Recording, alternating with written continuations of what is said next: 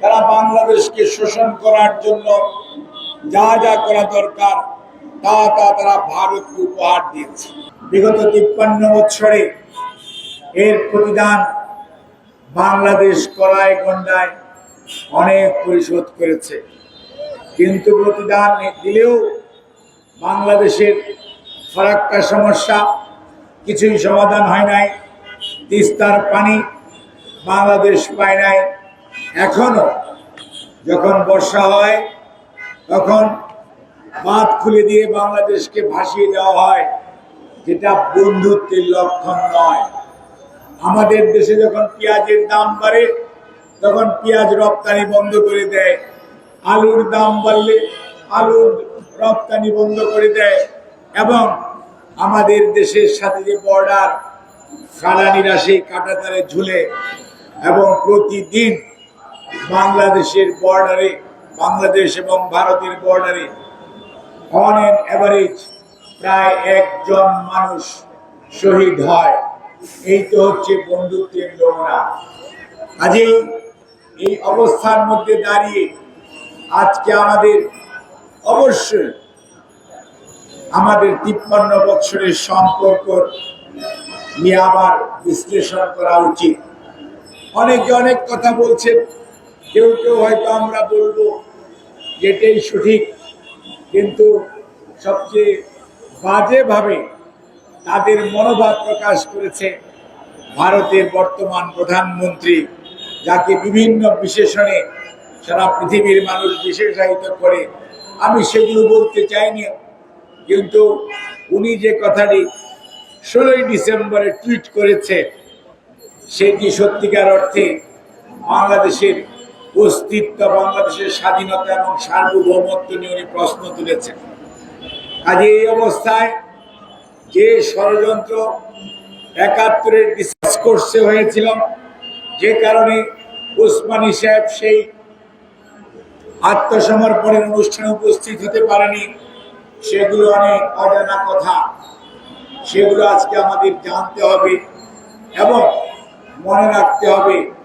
বাংলাদেশের স্বাধীনতা এবং সার্বভৌমত্বে বিগত পলায়নকৃত স্বৈরাচার তারা বিশ্বাস করত না।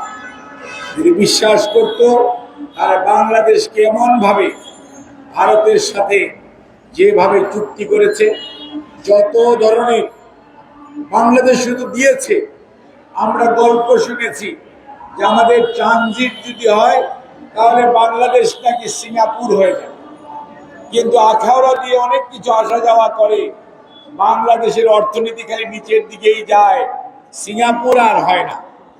কাজেই যারা এই সমস্ত গল্প বলেছেন তারা বাংলাদেশকে শোষণ করার জন্য যা যা করা দরকার তা তারা ভারতকে উপহার দিয়েছে। কাজেই আজকে এই স্বৈরাচার 15.5 বছর আপনাকে আমাকে নয়, সারা বাংলাদেশের মানুষকে কি ধরনের নির্যাতন করেছে তার প্রতিচ্ছবি সর্বত্র বিদ্যমান। সর্বশেষ জুলাই এবং আগস্টে যে পরিমাণ নির্যাতন, বৈষম্য বিরোধী ছাত্র আন্দোলন থেকে শুরু করে, সেখানে আবু সাইদ বলেন আর মুগ্ধ বলেন আর আমাদের চৌধুরী আলম বা ইলিয়াস আলীর কথাই বলেন, অর্থাৎ আর বিডিআর বিদ্রোহের সেই চৌকস অফিসারদের কথাই বলেন, সব হিসাব তো দিতে হবে এবং হিসাব তো নিতে হবে।